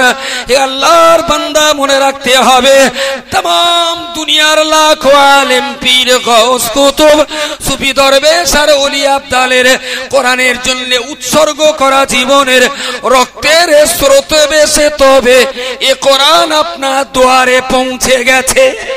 সুবহানাল্লাহ। যারা কোরআন পড়তে পারে না অথচ বলে আমি পীর ভক্ত, শালা ফার্স্ট ক্লাস চিটিং বাস। কোরআন পড়তে বলে না, বলতে হুজুর একটু কাইমুজুরির দাউদ হবে, কবে? তাহলে এই মাসের 27 তারিখ। আমি তো ফোন কর, তাহলে হুজুর ও লোকের বিরাট মেজাজ, আমার না ভয় লাগে। তোমার ভয় লাগে আর আমার কি প্লাস্টিক দেবো? আমার ভয়টা হয়নি, আমারও ভয় লাগে। তাহলে না একটুখানি বলে। তো আমি একটা ছেলে বলে কিছু কোরআন শরীফ নেই দিন এনে বসে একটু ইয়াসিন সূরাটা পড়ো, তোমার শেষ করা হয়ে গেলে ফোন করো। তা হাত তার দুটো বলতে হুজুর আমি না পড়তে পারিনি, আমাদের কি চুলকুনি মারতে সবাদির যাচ্ছ, তুমি কাইম সাহেবের ভক্ত, ইডিয়েট কোথাকার, তোর পাতে মাথা পর্যন্ত জুতো দেবো। হাত কাইমির ভক্ত পরবি, আগে কোরআনের ভক্ত। বেরো এখান থেকে, বেরো। চালাকি মারার জায়গা পাচ্ছে না। কাইমির লাশ ধরে জান্নাতে যাবা? জান্নাত যেন কাইমির বাবা শামসুর রহমানের মৌরসি 5 টাকারও সম্পত্তি না। তুমি কাইম সাহেবের হাত ধরে জান্নাতে যাবা? ইডিয়েট কোথাকার। হাত কোরআন পড়, আগে কোরআন শেখ, কোরআনটা নিজের ভিতরে নেয়, তারপরে কাইম সাহেবের মহব্বত করবি। আবার কেডা আবার ক্যাসেট কেটে আবার কাইম সাহেবের সঙ্গে দুই ভাই তুই ঝগড়া বেঁধে দেয় কি তাকি দেয়। দিনকালও তো ভালো না, আগ পিস বাদ দেওয়া তো মাছ গানের শুনিয়ে বলবেন দেখেছো তোমার নামে কেরাম ছোট মোটা বলতে থাকবার, তুই যাস কোনি। কাইম কেডা আমি ভালো চিনি, আর আমি কেডা কাইম সাহেব খুব ভালো জানে। ওখানে চিটিং করতে যাস কোনি।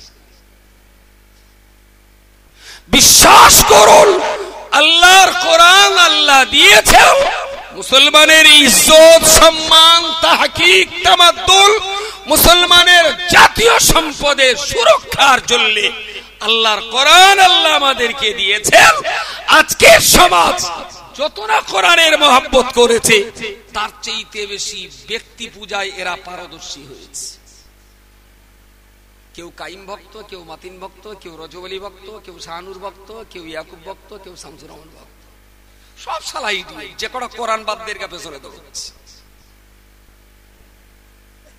যদি জান্নাত আল্লাহ তৈরি করা হয়, জাহান্নাম যদি আল্লাহ তৈরি করা হয়, আর আল্লাহ তৈরি করা সেই জাহান্নামের ভয় যদি থাকে, আল্লাহ তৈরি করা সেই জান্নাতে যাওয়ার আশা যদি থাকে, নিশ্চয়ই তুমি আলেমকে ভালোবাসো, মোটি দোষের লয়। তবে তার চাইতে কোরআনটাকে বেশি ভালোবাসো। আগে কোরআনটা পড়ো। আচ্ছা, কাইম সাহেব কি কোরআন পড়তে বারণ করে? পড়তে বলে? আচ্ছা, আমার কথা নেবে না, অথচ আমার ভালোবাসা। এ ভালোবাসার কোনো দাম আছে? যদি মুফতি সাহেব বলে থাকে যে আপনারা কোরআন পড়ুন, এরা কোরআন পড়বে না, কিন্তু মুফতি সাহেবের বছরে 3 বার করে সভা দেবে। রাজবাড়ির গ্রামে একে বছরে মুফতি সাহেব 27 বার দাওয়াত দেয়। একে বছরে রাজবাড়ির 27টা দাওয়াত। আমার কাছে গেলে আমি 27 বছর পর দেখা করি। ততদিন বাঁচবেন? আমি না আছে আমার সাহেব যাতে থাকবে। আমার বড় ছেলে আবু সালিম মাইকে গিয়ে বলবে, আমার আব্বা কি ছিল জানো? আমার আব্বাই ছিল। আমার বড় আব্বা ফতোয়া দিলি বাংলার লোক ভয় করতো। ওই চেল্লাবে, উনি 5,000 টাকা দিবি। আমার বংশধর তো রেখে যাচ্ছি, মাশাআল্লাহ জাযাকাল্লাহ করি কেমবে খাওয়ার জন্য, অসুবিধা হবে না। ওই লে যাবি। 27 বছর গেছে একটা গ্রামের সবাই। আমি সার্ভে করে দেখছি সেই গ্রামটা যে 100-র ভিতরে 87টা মুসলমান কোরআন পড়তে পারে না। মাত্র 12-13টা মুসলমান কোরআন পড়তে পারে, তাও মেয়ে বদনা মিল করে। তাও সে মেয়ে লোকের যা কোরআন পড়া, ও কোরআন যদি কবরস্থানে পড়া হয় মরা লোক জানতো। মেয়ে লোকে যা কোরআন পড়তে কবরে গিয়ে, সেসব তো পাতে দোয়ার মতন না। আজরাইল জিবরাইলের ডেকে যদি চাচির কোরআন শোনানো হয়, জিবরাইলের হার্ট অ্যাটাক করবে। এমনি চাচির জিজ্ঞেস করবে, চাচি আমি 7ম আসমান থেকে যেটা এনেলুম সেটা কই? তোমরা যা পড়তেছে তো সে কোরআন না, তো অন্য কোরআন, আমার সেটা কোরআন। এই হচ্ছে বাঙালি জাতির কোরআন ভক্তের নমুনা, কোরআন ভক্তির নমুনা। আল্লাহর হস্তে হাতে ধরে পায়ে ধরে বলছি, জাতির তকদির যদি পাল্টাতে হয়, একমাত্র কোরআনই আমাদের তকদির পাল্টে দিতে পারে। বলুন সকলে সুবহানাল্লাহ, সুবহানাল্লাহ। যতদিন পর্যন্ত জাতির হাতে কোরআন ছিল, এই ভারতবর্ষ শাসন করেছিল মোগল সম্রাট, তখন ভারতবর্ষের 100 মানুষের ভিতরে মাত্র 9 জন ছিলেন মুসলমান। 100-র ভিতরে মাত্র 9 জন মুসলমান ছিলেন। এখন ভারতের জনসংখ্যার নিরিখে 100-র ভিতরে 20টা মুসলমান। আজকে রাজত্ব করছে আরএসএস। আমার কথা বলা যায়নি? যেদিন 9 জন মুসলমান, সেদিন রাজত্ব করলো শ্রীলঙ্কা, ভারত, বার্মা, বাংলাদেশ, আপনার এদিকে পাকিস্তান, ওদিকে আফগানিস্তানের বিরাট অংশ নিয়ে এত বড় একটা উপমহাদেশের রাজত্ব করলেন। বিনা হোয়াটসঅ্যাপে, বিনা ফেসবুকে, বিনা মোবাইলে, বিনা ট্যাঙ্কলে বাদশাহ আওরঙ্গজেব 49 বছর রাজত্ব করেছেন মাত্র 9টা মুসলমান নিয়ে। আর আজকে 100-র ভেতরে আমরা 20টা মুসলমান, শুধু শুধু একদম গাপ কাটা কুচকে দিচ্ছে, যেখানে পাচ্ছে কুচকে দিচ্ছে। হ্যাঁ, কুচকে তো দেবেই দেবে, কুচনের মতন কাজ করলেই কোচাবে। আমার মোবাইল ছিল, আমার এই মোবাইলটা মাত্র 6,000 টাকা দাম, তাও সেকেন্ড হ্যান্ড। 12,000 টাকা নতুন দাম। তা আমি মোবাইল কোয়ারটা নতুন কিনে নিই, লোকে হাপুর উপর করে কেনে, 1-1.5 মাস পরে বেঁচে দেয়, আমি হাফ দামে নেই। তো 12,000 টাকা, 6-7,000 টাকা মোবাইলটার দাম। এতে একটা সিম কার্ড আছে, ছোট্ট একটা, সবাই জানে। ওতে এখন ডায়াল করলে মক্কায় যাবে, আমেরিকায় যাবে, ও কাফেরের বাড়িও যাবে, মোমেনের বাড়িও যাবে, যাবে না? যেখানে করব, যদি টাওয়ার লোকেশন ঠিক থাকে চলে যাবে। ভাইদি ভাই মোবাইলটা 2 দিন আর ফোন আসছেও না, যাচ্ছেও না। মিস্ত্রি দেখালাম, মিস্ত্রি খুলে দেখে শুনে বললো, ভাই যেখানটায় সিম থাকে না, ওখানে একটা ছোট্ট এলিমিটার পুড়ে গেছে, মানে পাল্টে দাও। তো ভাই ইলেকট্রনিক জিনিস, পাল্টালি কিন্তু আর সেই জুত হবে না, তো আপনি বাদ দেন, একটা সেট নেন। তা 4 বছর যখন ব্যবহার করেছি, পয়সা তো শোধ হয়ে গেছে, তা দাও আর একটা। সিমটা খুলে তাতে খাটিয়ে নিল, বলি এটা বিক্রি হবে? তো ভাই ও আর বিক্রির লাইনটা এমনি পাল্টে দেন। বাড়ি এনে থাকায় রেখে দিল। আমার সিমটা, আমার এই মোবাইলটা এবার কার দখলে গেল? দখল। বাহ, বাচ্চা কাচ্চার দখলে। লট দোকানে দিলি কত দেবে? এতে সামান্য কিছুটা পিতল আর তামা আছে, সামান্য। ছোট্ট স্পিকারের পিছনে কি 1.5 কুইন্টাল পিতল রে? ক পয়সা দাম দেও ভেঙে চুরে? তো বাচ্চারা খেলা করে, এ ক্যাঁকো করে, অডিও ভিডিও আছে, আবার গেম টেম আছে, বাচ্চা নিয়ে খেলা করে। ছেলে মানুষ তো কখনো কামড়ায়, কখনো খামসায়, কখনো ফেলে। আবার দেখেছি মাঝে মাঝে যখন হিসু লাগিয়ে হিসু করে দেয়। ছেলে মানুষের যা কাজ। যতদিন সিম ছিল ততদিন আমার কাছে সাহস ছিল না আমার মোবাইলে হাত দেওয়ার। যেদিন সিম বাদ গেছে আমি আর ওর দ্বারা কাজ আদায় করতে পারি না, তো ফেলে দিয়েছি খেলনা। ওর উপরে মুতলো কি হেগলো, গালে দিলে কি পাশায় দিলে, আমরা দেখার কোনো দরকার নেই। মনে রাখুন, যদি একটা মুসলমানের এই দেহটাকে আমি বলি, এটা একটা মোবাইলের স্যামসাং সেট, এবং এই সেট দিয়ে সারা পৃথিবীতে কথাবার্তা বলা যাবে, গোটা জগতের কাজ আদায় করা যাবে। মুসলমানের দেহ নামিয়ে সেটের ভিতরে যদি কোরআনের সিম কার্ডটা ঠিক থাকে, আর যতক্ষণ পর্যন্ত মুসলমানের দেহের ভিতরে কোরআনের সিম থাকবে, তত সময় পর্যন্ত এ মোবাইল तमाम दुनिया मातब्बरी करे बेड़ाबे। যখনই এদের সিম মোবাইল থেকে বেরিয়ে যাবে, মোবাইলের সিম বেরিয়ে গেলে যেমন কোচির হাতের খেলনা হয়, মুসলমানের দেহে কোরআন না থাকলে তখন বিজেপি আর আরএসএস এর খেলনার পুতুলে পরিণত হয় মুসলমান জাতি।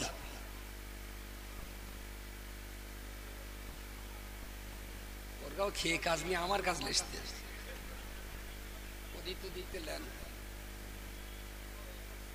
আমার কথা বোঝা গেছে?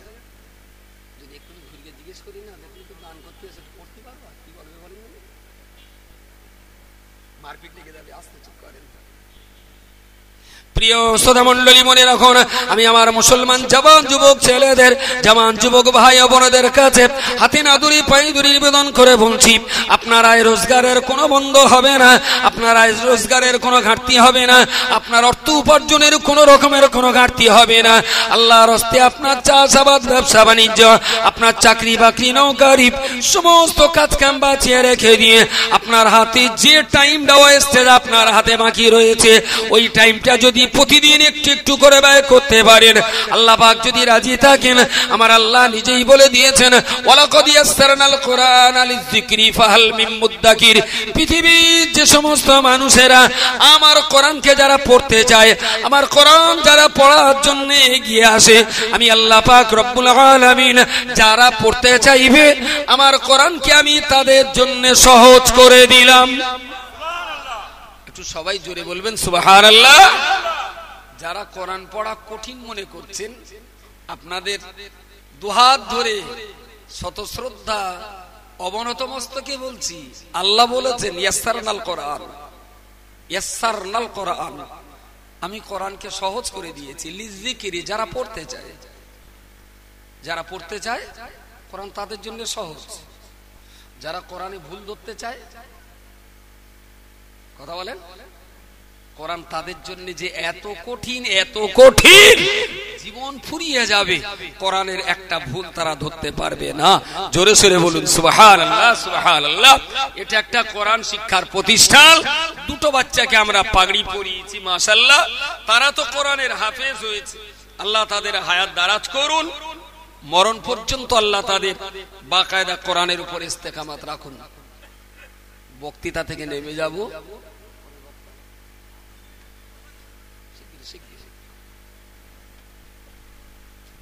আমি নাকি বদমাইশ, আগের বার বললাম এইছি আগে, এবার লাভবো, এবার যাচ্ছে বক্তা খুঁজতে, খানিক্ষণ পরে বলবেন হুজুর হিসু করতে গে, তারপরে বলবেন হুজুর একটুখানি ফরজটা পড়ে আসুক, কারণ আমি একটু হুসাব লাভে না বলি, আমারে যে যা পারে তাই করি গেলায়।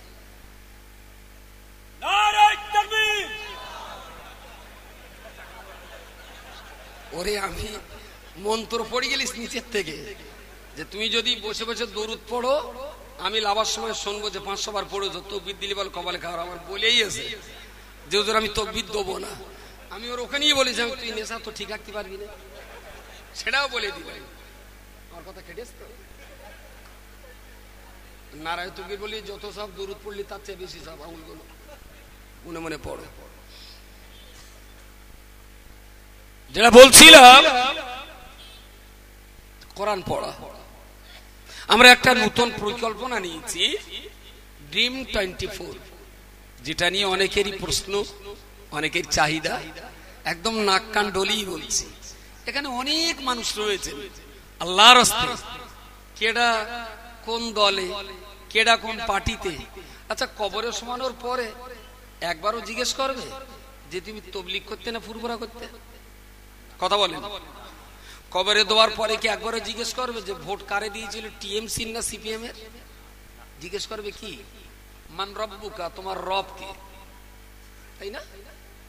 দল এটা ভালো, ওটা খারাপ, এটা সুন্দর, ওটা অসুন্দর, এটা হাই গ্রেড, ওটা লো গ্রেড, এটা এ কোয়ালিটি, ওটা ডি কোয়ালিটি। হ্যাঁ আছে, বিভিন্ন দলের বিভিন্ন কোয়ালিটি আছে।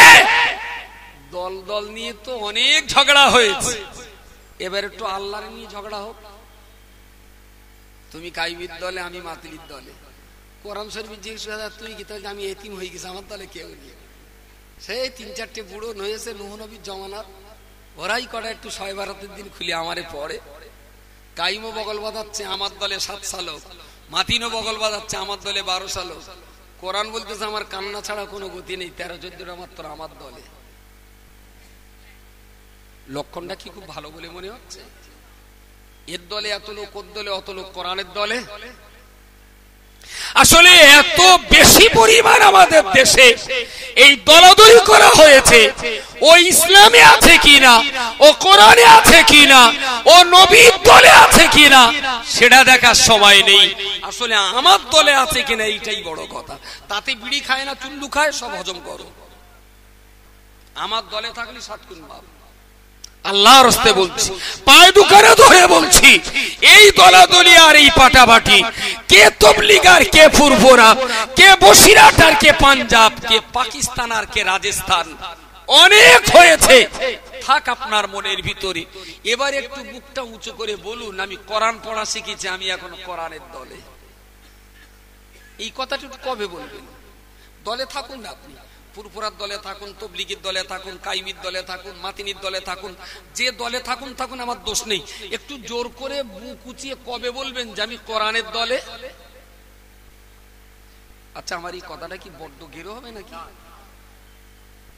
এত বেশি দলবাজি হচ্ছে, এত বেশি দলবাজি, আর যেন সহ্যের বাইরে চলে যাচ্ছে। একটু দলবাজি হোক, দুটো দল, কোরআন পড়ার দল আর কোরআন না পড়ার দল। আমি তো সুন্নতুল জামাতের নতুন যে ফরম তৈরি করছি, এবার ওতে লিখেই দেব, যারা কোরআন শরীফ পড়তে পারে তারাই সুন্নতুল জামাতের সদস্য হবে, যারা পড়তে পারে না ওদের সদস্য হওয়া থেকে 6 মাস টাইম। তার ভিতরে যদি পড়া শিখে যায় তাহলে সদস্যপদ থাকবে, তাহলে 6 মাস পরে ক্যান্সেল করে দেব। প্রস্তাবটা কি বড্ড খারাপ বলে মনে হয়? ঘোড়াড্ডি মোসাব দলে রেখে কি করবো? যারা আল্লাহর কোরআনটাই পড়তে পারে না, শুধু দলে রেখে দল ভারী করবে, কাজের কাজ কিচ্ছু না। আমি ওই রকম ভক্ত চাই না। আমি সেই ভক্ত চাই যে প্রকৃত আমার নবীর ভক্ত। আমি সেই ভক্তই চাই যে প্রকৃত আল্লাহর কোরআনের ভক্ত। আমি সেই ভক্তই চাই প্রকৃত অর্থে যার অন্তরে আল্লাহর ভয় রয়েছে। আর আল্লাহর ভয় রয়েছে বলেই সে আমার পাশে এসে দাঁড়াবে। যদি নামাজ কালাম বলে হুজুর আমি তোমার দলে, এই রকম ভক্ত আমাদের দরকার নেই। ড্রিম 24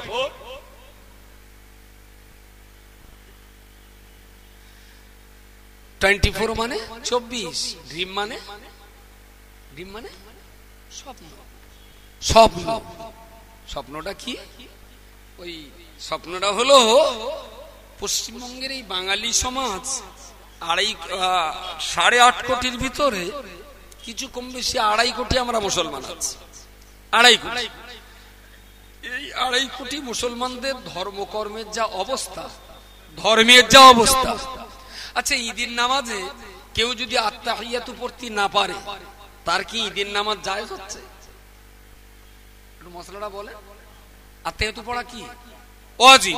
যদি ওয়াজিব তরক হয় নামাজ হবে না। যদি কেউ ভুল করে অজেব তরক করে ফেলে সোসেজদা, কিন্তু সোসেজদা দিতে গেলেও তো আত্তাহিয়াতু বাদ দিয়ে সোসেজদা হবে না। তার মানে এটাই উত্তর দাঁড়ালো যে আত্তাহিয়াতু না জানলে তার নামাজ হচ্ছে না। ঈদের নামাজে যদি সালাম ফিরানোর পরে বা শুরুতে বা পরে গেট দিয়ে যদি এক এক করে জিজ্ঞেস করা হয় চাচা কোনে গেলে, তাহলে নামাজ পড়ে ফিরতে আত্তাহিয়াতু পড়ো দিন। বাগজলায় পাওয়া যায় না, বাদুড়ে গেলেই পাওয়া যায়। তার মানে আত্তাহিয়াতু পদে আজকে বাবার কালে প্রথম শুনলো। ঈদগার মাটিতে যা ভিড় হচ্ছে এর 100-র ভিতরে আত্তাহিয়াতু পড়তে পারবে কড়া বলে মনে হয়। 100-র ভিতরে কড়া পারবে কজন? বলেছে 5 জন ভালোভাবে, এদিকে কজন? 10 জন, 10 থেকে 15 ভালোভাবে, পেছনের দিকে। আচ্ছা আমি না এই 10 আর 5 আলাদা করে দুটনের যোগ করে 20 করে দিল, তার চাইতে আর বেশি করার লাইন আছে যে 100-র ভেতরে 20টা। আচ্ছা এরা যে 80টা ঈদগাহে দেখে ঈদগাহে নামাজ পড়ে বাড়ি ফিরতে শালা কত বড় চিটিং বাস। আজকে 40টা বছর ধরে ঈদগাহে নামাজ পড়তেছে, একটা বছরও ঈদ নামাজ হয় না। বউ জিজ্ঞেস করল কোথায় গেলে, তাহলে নামাজ মারাতে গেল। মা জিজ্ঞেস করল কোথায় গেলে, তাহলে ঈদ পড়ে আসতেছে। কিন্তু নামাজ হচ্ছে কিনা ওর কোনো চেতনা আছে? এই মুনাফিকি আর কতকাল চলবে বলুন?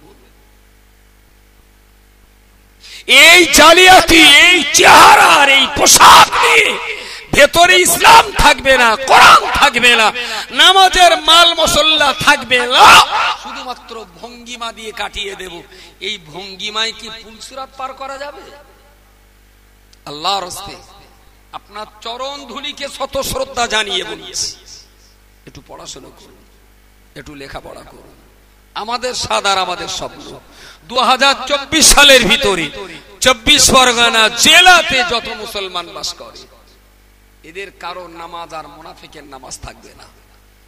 মসজিদে মক্তবে বসিয়ে তাদের পড়ানোর ব্যবস্থা বাই হোক আর বাই করুক, একেবারে জিরো থেকে নিয়ে হিরো পর্যন্ত। সকাল 8টা থেকে 10টা 2 ঘন্টা প্রাইমারি স্কুলের ছেলে মেয়ে যারা প্রাইমারিতে পড়ে ওরা 2 ঘন্টা ধর্ম চর্চা করে এবার প্রাইমারিতে চলে যাবে গোসল করে খেয়ে। যারা 5 থেকে হাই সেকেন্ডারি পড়া ছেলে মেয়ে ওরা বিকেল 4টায় স্কুল থেকে বাড়ি এসে 5টা থেকে 7টা 2 ঘন্টা আমাদের মাদ্রাসায় পড়ে কোরআন হাদিসের একটু ধর্ম চর্চা করবে। গ্রামের মা চাচি যারা আছে কলমা কালাম নামাজ কোরআন পড়তে পারে না, ওদের বেলা 3টে থেকে 4টে 1 ঘন্টার জন্য আমাদের মাদ্রাসাগুলোতে ট্রেনিং দেওয়ার ব্যবস্থা, যাতে তারাও কোরআন পড়তে পারে, নামাজগুলো শুদ্ধ করে পড়তে পারে। মাগরিবের নামাজের পরে হ্যালো বুড়ো মানুষ আমার দিকে, মাগরিবের নামাজের পরে মুসলমানের কোন 60 বছরের উপরের বুড়ো চায়ের দোকানে বসতে পারবে না। বুড়োর জন্য চার দোকান হারাম। কোন বুড়ো যেন চার দোকানে না থাকে। 60 বছর বয়স, রিটায়ার্ড লাইফ, যাও তোমার গ্রামের মসজিদ হলো পার্টি অফিস, মসজিদ হলো ক্লাব, মসজিদ হলো কফি আড্ডাখানা, মসজিদ হলো তোমার কি বলে ওই খানকা শরীফ, মসজিদ হলো তোমার ইবাদতগাহ। মসজিদের বাইরে বেরোলি বুড়ো কটা ঠ্যাং ভাঙলি তো কেস হবে। চার দোকানের সঙ্গে যুক্তি করল ঘুমির ট্যাবলেট 3টে খেয়ে দে, শালা বাড়ি গিয়ে ঘুমাবে যেন না ওঠে। এই বুড়োগুলো যে এত বদ বলে বলে একটু মসজিদে রাখা যাচ্ছে না। বুড়ো বয়সে একটু মসজিদে বসো, সন্ধ্যাবেলা একটু চা পানি খাও, ইমামের সঙ্গে একটু হুড়োড়ি করো, খোকা আমার সোয়াদ দোয়াটা একটু হচ্ছে কি দেখো দিন, খোকা আমার কলমের অর্ধেক উপরটা হচ্ছে দেখো দিন, খোদা মেজি হুজুরের কাছে আমি এতদিন এই সবকটা পালন করতাম, তারপরে কি সবক পালন করবে একটু বলো দিন। মসজিদ ভিত্তিক বুড়োদের কোনো আড্ডা দেখা যাচ্ছে আমাদের দেশে? চার দোকানগুলো সামনে বছর এই স্টেজ থেকে একটা পুরস্কার দেওয়া হবে, এই স্টেজ থেকে একটা পুরস্কার, যদি কর্তৃপক্ষ মানে যে গত 3 বছরের ভিতরে যে বুড়োর একদিনও চার দোকান বন্ধ হয়নি তার জন্য একটা কাপ দেওয়া হবে। কাপ চার দোকান যার একদিনও বন্ধ হয়নি এরম বুড়ো কটার পুরস্কার দেওয়া হবে। ঘোষণা করলি এরম পুরস্কার নেওয়ার মতন বুড়ো সমাজে পাওয়া যাবে না? যাবে না? হ্যাঁ, স্টেজ বলতে স্টেজ ভরে যাবে। হাতে ধরে আপনি আমার বাপতুল্য মানুষ, আপনার পিতৃত্বের মর্যাদা দিয়ে বলছি আল্লাহর হস্তে চায়ের দোকান বন্ধ করে দিয়ে মসজিদে বসুন, মসজিদে বসুন, মসজিদে বসুন। আমাদের লড়াই, আমাদের সংগ্রাম, আমাদের ঘরের কোন ছেলে, মুসলমানদের ঘরের একটা ছেলে বা মেয়েকে আমরা মূর্খ থাকতে দেব না।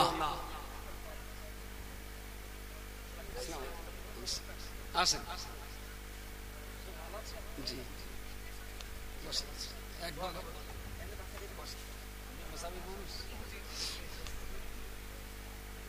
এবার একটু বলি, দেখে মিটেছ তো? আসলে এটা স্বাভাবিক ঘটনা। একটা বক্তা আসলে একটু দেখে।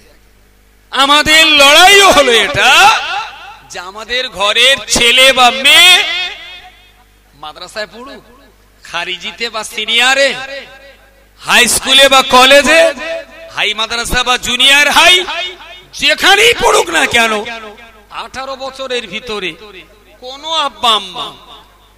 আব্বা আম্মা তাদের সন্তানকে 18 বছরের আগে কোনো কাজে লাগাতে পারবে না।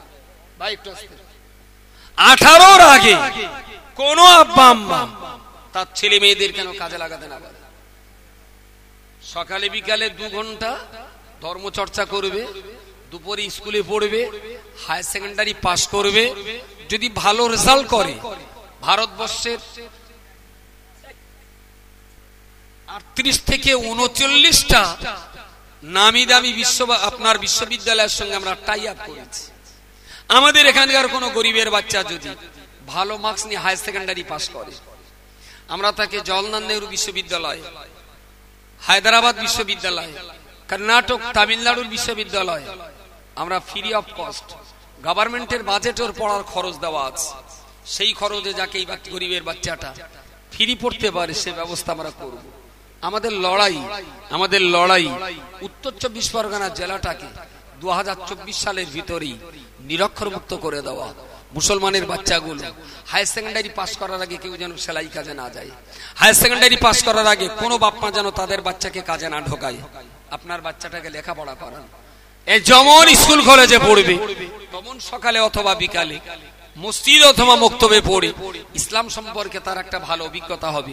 এবারে যদি আপনার বাচ্চা এরকম মাদ্রাসায় বা জামিয়াতে দিয়ে টাইটেল পাস মাওলানা বা কারি করেন, সে 100-র ভিতরে 2, 5, 10টা আলেম মাওলানা হবে, কোনো অসুবিধে নেই। তবে চ্যালেঞ্জ আমাদের, এডুকেশন আপনাকে নিতেই হবে, বাই হুক আর বাই করুক। যে আব্বা মা তার সন্তানদেরকে এডুকেশন দেবে না, তাদের কাছে যে হাতে পায়ে ধরে আমাদের বোঝাতে হবে। মেরে দূরে হবে না, রাস করে হবে না, ধমকানি আর হুমকি দিয়ে হবে না, ভালোবাসার মহব্বত দিয়ে জয় করা যাবে। আমাদের এই টার্গেট 2018-র, এটা হলো ফেব্রুয়ারি মাসের, আজকে কত 23, 7 দিন বাকি আছে। আমাদের প্রজেক্ট ড্রিম 24, 24 সালের ভিতরে, 2024 সালের ভিতরে 24 পরগনা জেলাটাকে গোছাবা। আজকে আমি খানিকটা সাহস পেয়েছি আল্লাহর দয়ায়। প্রায় গ্রামগুলোতে সুন্নতুল জামাতের 10টা, 5টা, 2টো, 20টা, 50টা সদস্য আছে। আমার এই সদস্যগুলোকে ট্রেনিং দিয়ে আমরা ডোর টু ডোর ময়দানে নেমে যে তাদেরকে শিক্ষার আলো আনার জন্য এই লড়াই আমাদের চলবে। আপনি তবলিগ করেন না ফুরফুরা করেন, হিজবুল্লাহ করেন না লামাজাবি করেন, আমার দেখার দরকার নেই। আপনি যদি নিজেকে মুসলমান বলে দাবি করেন, তাহলে আপনার কাছে আমার দাবি আপনার বাচ্চাকে পড়াতে হবে আর আপনাকেও মসজিদে পড়তে হবে। এই দাবি নিয়েই ড্রিম 24-এর এই প্রজেক্ট আমরা সফল করবার চেষ্টা করছি। 18 সালে 2 বছর চলে গেল, তাহলে 19, 20, 21, 22, 23, 24 হাতে আমাদের সময় 6 বছর 10 মাস। এই 6 বছর 10 মাসের ভিতরে এই বিরাট জেলাটাকে আমরা এই জ্ঞানের আওতায় আনার লড়াইয়ের চেষ্টা চালিয়ে যাচ্ছি। আমাদের এই চেষ্টাটা কি আপনাদের জ্ঞান তো খারাপ না ভালো কিরম মনে হচ্ছে বলেন? আমার একা পেয়ে পাম দিচ্ছেন না তো? না, অনেক সময় হয় এরম, একটু ফুলুক দিয়ে শালা ফুলিয়ে মোটাও ওপরে উঠে বাস্ট হয়ে যাক, এরম কোনো পাম টাম দেওয়া না তো। যদি তা না হয় তাহলে আল্লাহর রাস্তায় আমাদের এই প্রজেক্টটা আরো 5টা শিক্ষিত ব্রেনের ভিতরে ঢুকিয়ে দিন, বাড়িতে যে মা বোনেদের সঙ্গে শেয়ার করুন। সর্বনাশ হয়ে যাচ্ছে। এতটুকু 12 বছরের বাচ্চাটা সেলাই কাজ করছে, 12 বছরের বাচ্চাটা একদম টকবক করে একটা ফুটন্ত কিশোর, তার গোলাপটা ফুলে প্রকাশ হওয়ার আগেই 20তেই তার লেখাপড়া শেখা আটকে দিয়ে তার 20টাই ভেঙে দেওয়া হচ্ছে। এই বাচ্চাটা তো ভবিষ্যতে পুলিশ হতে পারত, এই বাচ্চাটাই তো মুফতি সাহেবের মতো একটা আলেম হতে পারত, এই বাচ্চাটাই তো আমাদের প্রাইমারি স্কুলের মাস্টার হতে পারত, কিন্তু তার তো সেই জায়গায় পথ ধরার আগেই তো তাকে বিপদগামী করে দেওয়া হলো। প্রত্যেকটা বাপকে বলছি, যা সর্বনাশ ঘটিয়েছেন আর নয়, চেষ্টা করব 5, 6, 7 যে বাচ্চাগুলো পড়তো ওই বাচ্চাগুলোকে ফের আবার স্কুলে ফিরিয়ে আনার চেষ্টা করবো। আর বাকি কোনো বাচ্চা যাতে ড্রপ আউট না হয়ে যায়, স্কুল ছুট না হয়ে যায়, এবং 100% যাতে স্কুল অ্যাডমিশন করাতে পারি। আমার এই মজলিসে অনেক মাস্টার মশাই আছেন, অনেক এক্স আর্মি বা পুলিশ রয়েছেন, অনেক অবসরপ্রাপ্ত ডাক্তার বা শিক্ষাবিদ রয়েছেন। আমি আপনাদের কাছে একান্তই দাবি করছি, জাতির উন্নতির জন্য যতদিন পর্যন্ত এই জাতির হাতে কলম আর কালি তুলে না দেওয়া যাবে ততদিন পর্যন্ত এই জাতির উন্নয়ন ঘটানো যাবে না। তাই অনেক চেষ্টার, কষ্ট, মেহনত, ভাবনা, চিন্তার, গবেষণার পরে ড্রিম 24 এর এই প্রজেক্ট আমরা নিয়েছি। শিক্ষিত ভাই যারা আছেন, আপনি স্কুলে পড়েন না কলেজে পড়েন, আপনি মাদ্রাসায় পড়েন, স্কুলে পড়েন, আমার দেখার দরকার নেই।